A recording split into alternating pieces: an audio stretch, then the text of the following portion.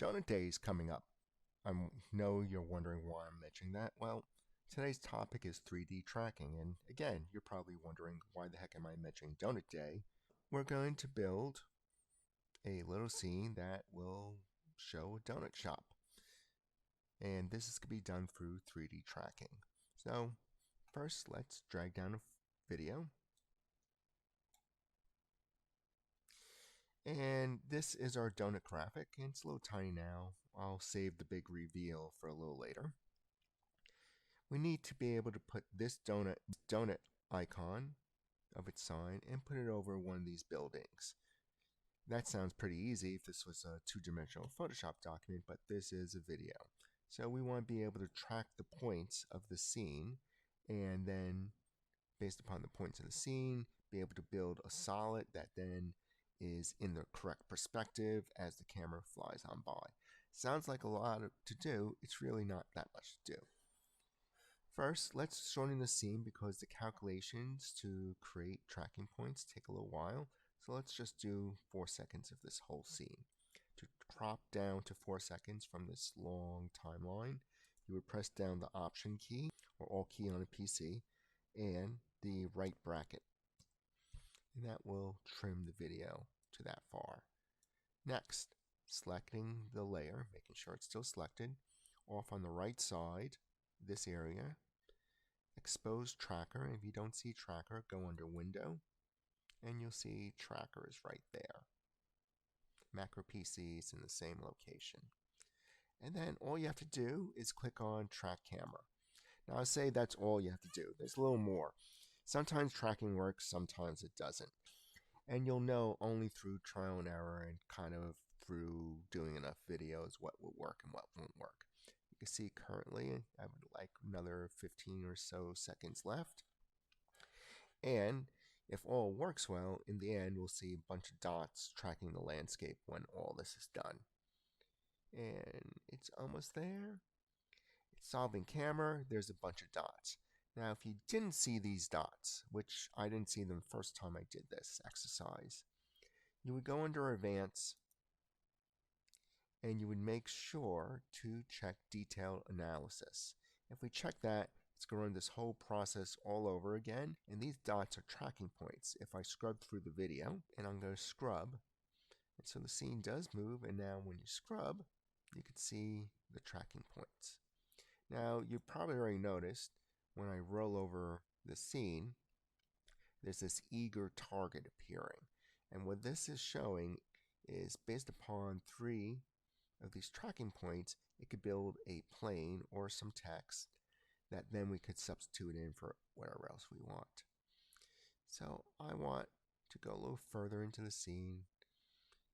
Let's say, what's a good building? I'm going to say this building will be a good candidate.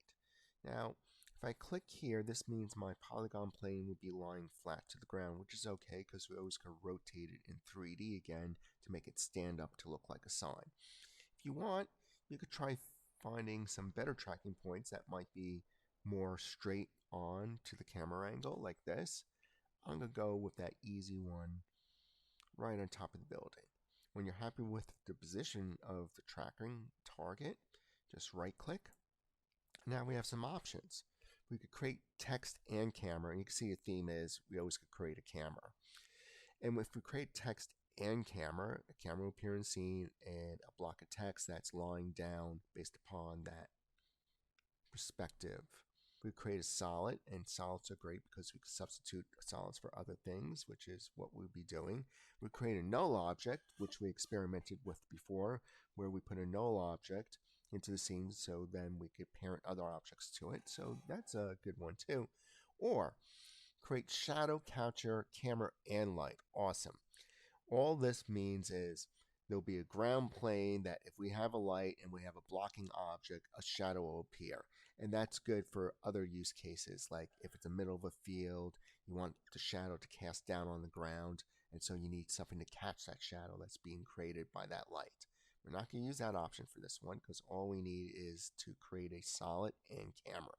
And when we do that and let go, click, you see here's a polygon plane, and that's just a tracking solid. If I scrub through my timeline and hit the space bar again, you can see that plane is pretty stationary over its point, and it grows in perspective as the camera moves on to that area. Well, as I said, we want to put a sign on top of here to make it a very happy space for Donut Day. So to do that, I'm going to go back to my projects. This is the sign we're going to put there. We're done with the tracking part. All it now is about is substituting in this object for this object, which we've done before. Option, select this, and an option drag from here to here to do a substitution, making sure you select this layer first. But before I do that, I'm going to just stand up this object. So to do that, I can use the rotate tool here. And then if I zoom in, I'm using the wheelie mouse to zoom in, and I could use the middle mouse button on a mouse to drag over the whole scene to recenter it. If I carefully click, move my mouse and carefully wait till the letter appears around an axis, and then click, I can then use the mouse to drag around that axis. So I'm rotating around the z-axis, which gets me part way to where I have to go. I'm going to do the same thing for this axis, the x-axis. I'll wait until I see the letter, and then I'll click and drag to make this polygon plane stand up. Now, sure, it's blocking the building. We'll take care of that in a moment from now. And it's pretty much in perspective, the perspective we're looking for. More than pretty much, it is in perspective we're looking for. If we want to trim the work area, so we just preview this over and over again, that shortcut key is going to the end, pressing the N as in Nancy key, and that just trims the work area, which is this slider. And your work area is your rendering area, the rendering work area. It's also that range of previewing. So we could preview this over and over again. Now, I could fuss with this box now. It's not perfectly in position. And when I mean fuss, I could, instead of the rotate tool, go back to my select tool and wait until I'm over an axis arrowhead. And when it says the y-axis, click and drag to lift it up. So I could better position it right on top of my building. If I think it needs to go to left or right a little more, wait until you're over an axis and that letter appears and you can drag it.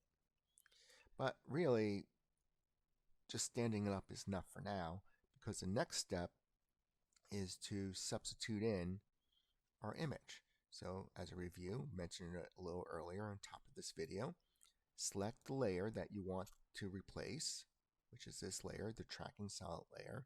In my project area, I'm going to press down the Option key or Alt key on a PC and drag and drop it right on here. And when I do that, that's that selected layer. When I do that, we'll get to substitution. A little big, we'll scale it down in a moment, but let's look at our masterpiece so far. All right, who can miss the donut sign, right? You're riding the subway to work, see big donut sign, you'll get off right here on the Gowanus and get a donut, then hop back on the train. But let's just put that back on the building a little bit. And it does move a little bit, and we could fix that, and the way we're going to fix that would be just by animating it into position. All right, so I'll pick a good location as I scrub. See the size of it, and I don't mind it being that big, but I think I have to shrink it a little bit more because of this beam. I'll just go under Scale, which is the shortcut S key, and we could just drag the scale smaller for that donut sign. All right, after I scale it, I still have the Move tool as my current selected tool, and I'll just drag down on an axis and move it over a little bit more. And there's the donut Sangamo.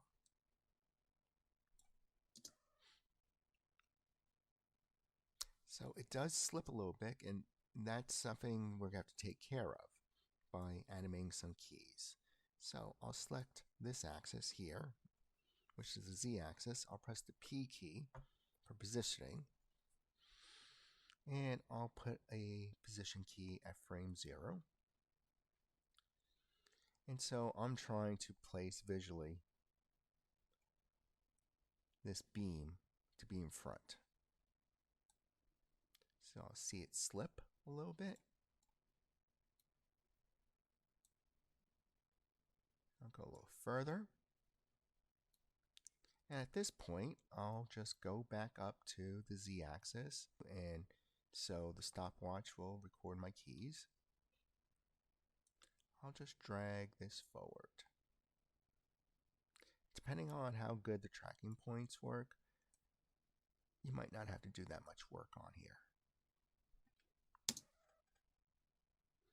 So now we just have a little slippage from left to right before we go into this other area. Now the reason why it does this massive jump back is because this is where I ended my key. So really I need my key to exist a little longer. I'll select that key and I'll drag it over right to there. Okay. Now that we resolve the key from the forward backwardness of this, making sure it doesn't leave the building again, I'm going to go back to the first key, and the best way to go between keys is to use the triangles to make sure you're standing on that key in the timeline. And then I'll use the select tool again just to move it over a little bit, so the neighbor here won't complain that this sign is in its airspace. And then I'll watch it. And so that line has to slide on back a little bit more, hugging this side of this building. So I'll go to this key by again clicking the triangle, going to this key. And I saw I didn't have it on axis, so I'll hit undo for a second. I'll make sure and wait until I see that the x-axis is selected, and I'll click and I'll drag, which is constraining to that axis when I wait and click and drag. And I'll zoom out again, recenter the image a little bit. Heck, I'll press that tilde key now that I know this is the focus. I know this window's the focus because the blue bounding box is around it, and when I press the tilde key, it's big within the viewport. And all I have to do is press the space bar, and we can watch our masterpiece for Donut Day. So tracking not only does the scaling, it does the perspective, as you can see. And as the camera moves, the perspective shifts, so the sign shifts with it. Yes, there is a little bit of movement going on here. And so we would have to keep on going back in and add in a few more keys to stabilize that. And to do that, to start doing that, it's just about now the study of how to best grip this on to the surface. Sometimes, though, it might have been not the best tracking points I selected for the solid. And so before you dive into using tracking points, you might just want to study the tracking points. And to see them again after we use some, you'll go back under Effects and Controls. I'll click on the plugin for a 3D camera tracker. And so the art form of this is really about studying what's going on as things move and making sure that you're picking good tracking points that exist throughout the whole video, or as far as video as it can exist, and that the tracking point doesn't seem to be wobbling or shifting over when you don't want to shift over. So I'll just scrub. And you can see a few blink in and out if you're looking at this side of the train tracks for tracking points. So maybe we don't want those. They drift a little bit too. So I'm staring at this one in particular as it drifts away from the building and then reappears. There are other tracking points that you can see are very stable. Like down here, if you study this grouping, as you drag the video, you see that those tracking points are staying put. So it might be just having to select different tracking points and redoing this.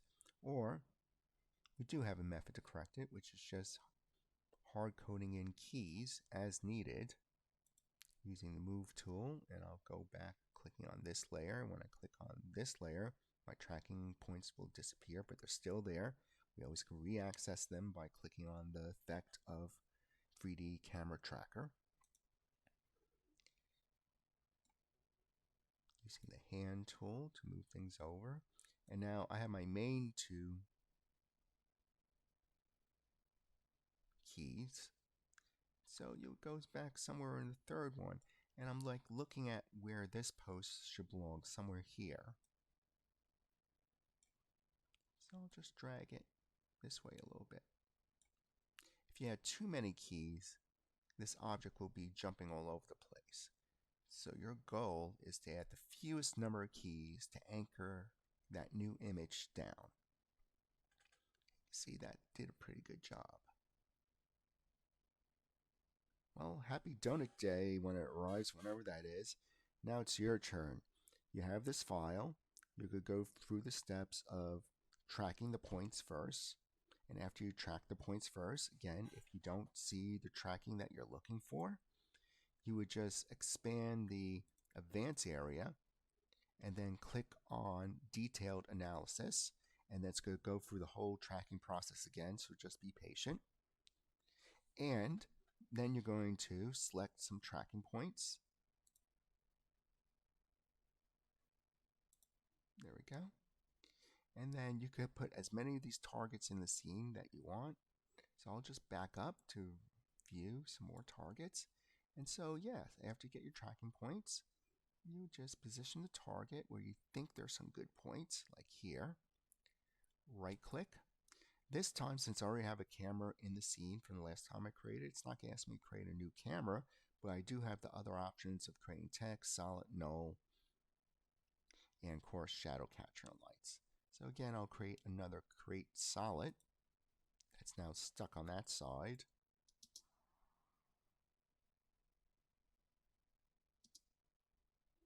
And this too can be replaced by any other objects, or maybe it's a takeover of the whole town of the donut day. And so if I go back under my projects, which I'll go into here, project, and I could, again, with same thing with this tracker, just select it, option drag, and release it. Donut day everywhere. See, without any work on, you can see without any work on that sign, it's a lot more stable than the other one that we had to keyframe. But we really didn't put that many keyframes in, just 3 keyframes in. Okay, well, I hope you enjoyed this video, and I look forward to seeing what you create.